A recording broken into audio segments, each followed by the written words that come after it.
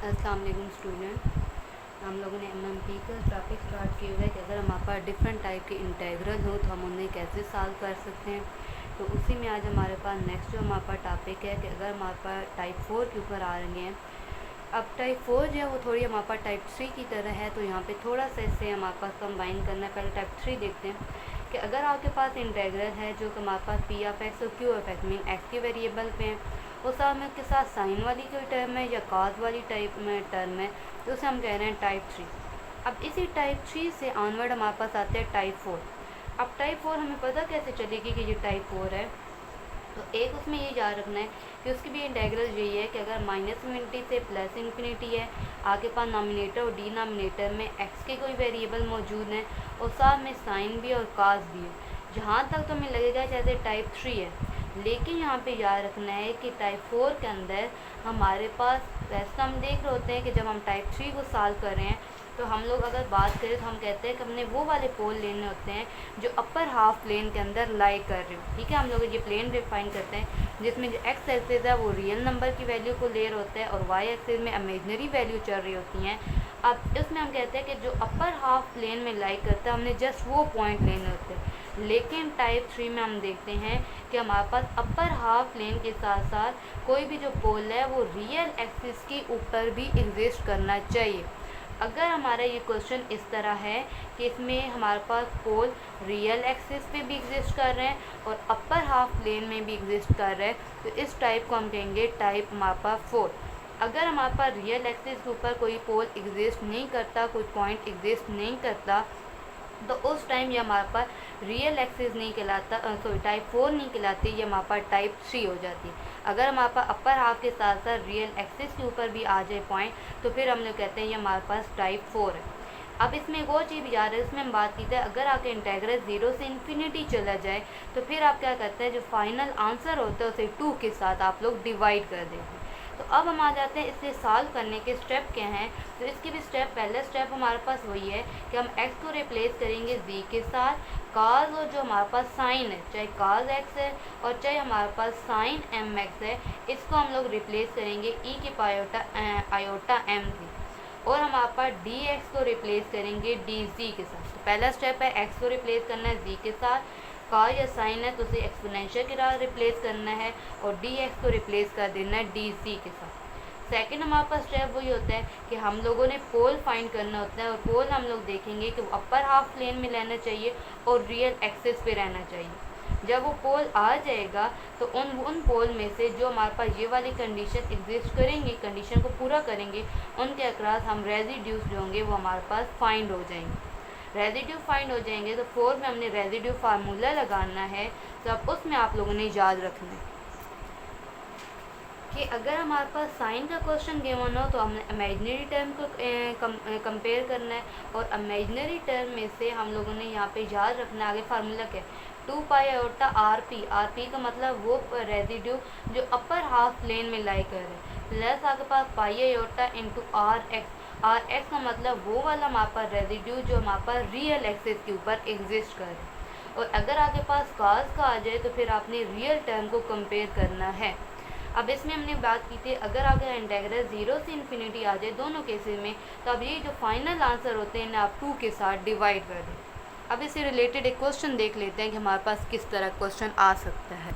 तो अगर हमारे पास क्वेश्चन इस तरह गिवन है कि इंटेग्रल है minus infinity to plus infinity sine 4x into x के प्लस 4 इंटू डी एक्स। अभी तो मुझे नज़र आ रहा है कि x की वेरिएबल है और साइन की फॉर्म है, तो अभी हमने टाइप 3 के मेथड को लेकर चलना है। सिर्फ हम देखेंगे कि अगर हमारा पोल जो है वो रियल एक्सिस पे लाई कर होगा तो फाइनल जो लास्ट वाला स्टेप है उसमें ये फार्मूला लगाना पड़ेगा। अगर रियल एक्सिस पे लाई ना कर हो तो टाइप 3 का जो फार्मूला होता है वो हमने लगाना होता है। तो हम लोग इसे सॉल्व करते हैं।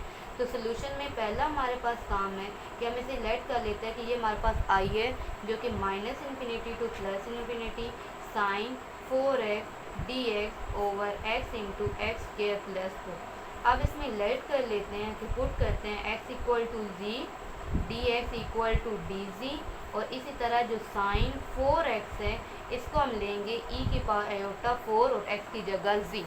अब ये सारी वैल्यू अबाउट इक्वेशन में सब्स्टिट्यूट करते हैं तो इंटीग्रेशन -2 प्लस अब साइन की जगह हमारे पास आ जाएगा ई की power iota 4z divided by x की जगह z, यहाँ पे x की जगह z स्क्वायर प्लस 4 और dx की जगह हमारे पास आ जाएगा dz, इक्वेशन नंबर 1। अगला हमारे पास सेकंड जो स्टेप होता है वो हमने फाइंड करना होता है पोल। अच्छा, पोल या पॉइंट्स हम कैसे फाइंड करते हैं कि जो डिनोमिनेटर की टर्म्स होते हैं उसे इक्वल टू 0 पुट करते हैं। अब डिनोमिनेटर क्या है, z into z square plus 4 equal to 0। इस मीन क्या हो गया, इसका मतलब हो गया कि हमारे पास जो z है ये भी इक्वल टू 0 है और जी स्क्वायर प्लस 4 भी इक्वल टू 0। तो G square equal to -4, square root जब लेंगे तो -4 का square root, square square cancel, G equal to minus की वजह से स्क्वायर रूट के अंदर प्लस माइनस आयोटा और 2 का स्क्वायर रूट क्या होता है 2। अगर यहाँ से हम बात करें तो इट्स मीन हमारे पास ये z1 कह देते हैं अगर, तो इसका मतलब z2 है जो कि आयोटा 2 आयोटा की इक्वल है और z3 हमारे पास है जो कि -2 आयोटा की इक्वल है। अगर हम लोग अभी डायग्राम बनाएं इसकी ये प्लेन की, तो ये हमारे पास रियल एक्सिस है प्राइम के साथ, ये हमारे पास इमेजिनरी एक्सिस है, ये हमारे पास है अपर हाफ प्लेन है जिसकी कर्व हमारे पास c है और रेडियस r है। z1 इक्वल टू 0 मीन हमारे पास आयोटा वाली कोई टर्म नहीं है, इसका मतलब है ये रियल नंबर है और रियल नंबर है जो अलॉन्ग एक्स एक्सिस रन है। इट मीन 0 है तो एक्स कहाँ पे 0 है, ओरिजिन के ऊपर 0 है, तो ये पॉइंट यहाँ पे लाई करेगा। दूसरा अगर हम आ जाए हमारे पास z2 पे, तो वो लिखा हुआ है +2 आयोटा, आयोटा पॉजिटिव है, इसमें अपर हाफ प्लेन में आएगा। फॉर एग्जाम्पल मैं कहती हूँ यहाँ पे 2 वाली वैल्यू लाई करते हैं, तो ये हमारे पास 2 आयोटा का पॉइंट आ गया। अगली z हमारे पास 3 जो है वो है -2 आयोटा, माइनस वाली जो है वो नेगेटिव वाई में आती है। अब तो ये लोअर हाफ में आ रहा है और ये हमारे पास सोल्यूशन में एग्जिस्ट नहीं कर रहा, मीन इसके अक्रॉस हमने रेजिड्यू फाइंड नहीं करना, हमने रेजिड्यू फाइंड करना है z1 के अक्रॉस और z2 के अक्रॉस। और नेक्स्ट आप लोग ये भी देख लो कि अब ये एक पोल है जो रियल एक्सिस पे भी एग्जिस्ट कर रहा है, जिस मीन या हमारे पास टाइप 3 नहीं, या हमारे पास टाइप 4 है। और अब इसी की मदद से हम लोग फाइनल में ये वाला अपना सोल्यूशन है, ये वाला जो फार्मूला है यूज़ करेंगे। अब इनके अक्रॉस रेजिड्यू फाइंड करते हैं। तो पहले हम लोग करने लगे z1 के अक्रॉस फाइंड करने लगे कि z1 इक्वल टू 0 है, इसमें ये रियल एक्सिस के ऊपर लाई कर रहा है, तो इसके रेजिड्यू को हमने कह दिया rx। वो कैसे फाइंड करना है कि z का आंसर z1 पे है और सामने कंप्लीट फंक्शन, तो कंप्लीट फंक्शन की डिनोमिनेटर e की पावर 4z और नॉमिनेटर और डिनोमिनेटर के 3 आंसर आए हैं, z का z1 आंसर आया, z का z2 आंसर आया और z का z3 आंसर आया।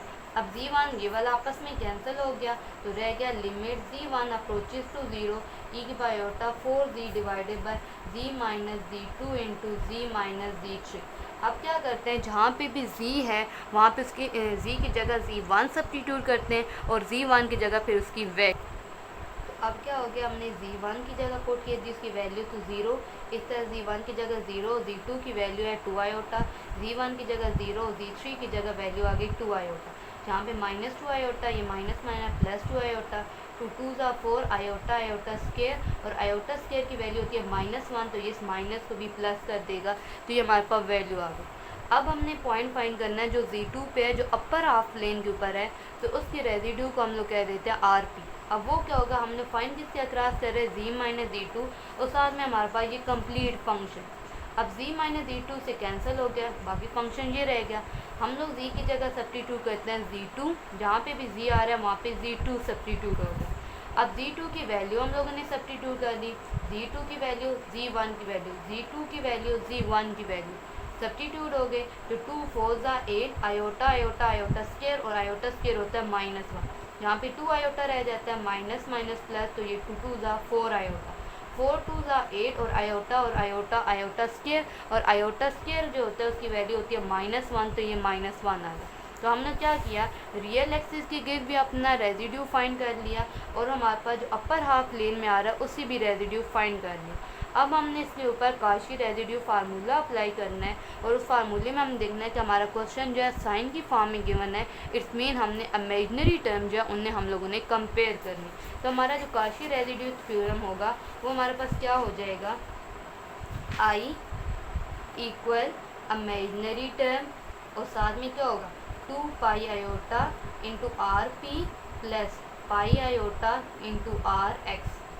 तो आई इक्वल टू इमेजिनरी, तो यहाँ पे जी कर अच्छा 2 पाई आयोटा। अब जो आर पी है उसका आंसर क्या हमारे पास, ये आर पी हमने निकाला हुआ है, दोबारा से देख लेते हैं कि ये हमारे पास आंसर आया हुआ है आर पी का, जो अपर हाफ प्लेन में लाया है वो है ई की पावर माइनस एक्सपोनेंशियल -8/8। तो ये है आपके पास माइनस ई की power -8/8 plus pi iota into, अब हमारे पास रियल एक्सिस में क्या आंसर आया था आर एक्स की वैल्यू, तो आर एक्स की वैल्यू है 1/4। तो ये हम लोग सब्स्टिट्यूट कर लेते हैं 1/4, ये है 1/4। ये अब क्या हो गया, 2 इससे 4 टाइम कैंसिल, तो आई इक्वल टू, अब इमेजिनरी हमने वैल्यू कंपेयर करनी है, माइनस पाई आयोटा ई की power -8/4 plus pi iota over 4। तो अब हमने इमेजिनरी वर्ड यूज़ किया है। इमेजिनरी का मतलब है कि हम लोगों ने आयोटा वाली टर्म कंपेयर करनी है, तो दोनों के साथ आयोटा आ रहा है, इट्स मीन हम आयोटा को हटा देंगे, इसका मतलब इमेजिनरी टर्म कंपेयर हो गए। तो यहाँ पे हम माइनस पाई ई की पावर -8/4 प्लस यहाँ पे पाई ओवर 4। इवन कि ये भी हम कर सकते हैं कि दोनों के अंदर हमारे पास 4 आ रहा है, तो हम 4 को एलसीएम ले लें, तो ये हो जाएगा माइनस पाई ई की पावर -8 प्लस आपके पास पाई। अब पाई भी दोनों के अंदर कॉमन आ रहा है, ये भी कॉमन ले सकते हैं, ओवर 4 ये वाला बाहर लिख लिया, अंदर क्या रहता है माइनस ई की पावर -8 प्लस हमारे पास 1। तो ये हमारे पास क्वेश्चन सॉल्व हो गया। और अगर सपोज दैट आपके पास ऐसा होता है, ये आपने याद रखना है कि अगर आपके पास क्वेश्चन में ये होता कि ये जो इंटेग्रल है वो 0 से आपके पास इन्फिनिटी होता, तो आप लोग क्या करते हो, लास्ट पे जो आपका आंसर है, ये जो आंसर होता है इसकी जगह आप लोग क्या लिखते हो, 2 लिख देते हो। आप 2 आता जाएगा, 2 आता जाएगा, तो यहाँ पे 2 2 हमारे पास क्या हो जाता है, 8 हो जाता है।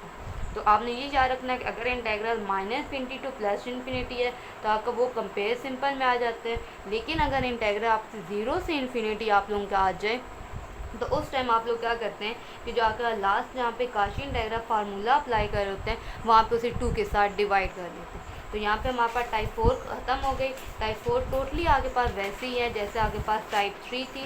अब ये तब हमारे पास 4 वाली बनती है जब उसका जो प्लेन होता है वो हमारे पास रियल एक्सिस पे भी एग्जिस्ट कर रहा हो। जैसे अभी हमने आज के केस में देखा कि अपर हाफ प्लेन में भी एक पॉइंट लाई कर रहे और रियल एक्सिस के ऊपर भी लाई कर रहे।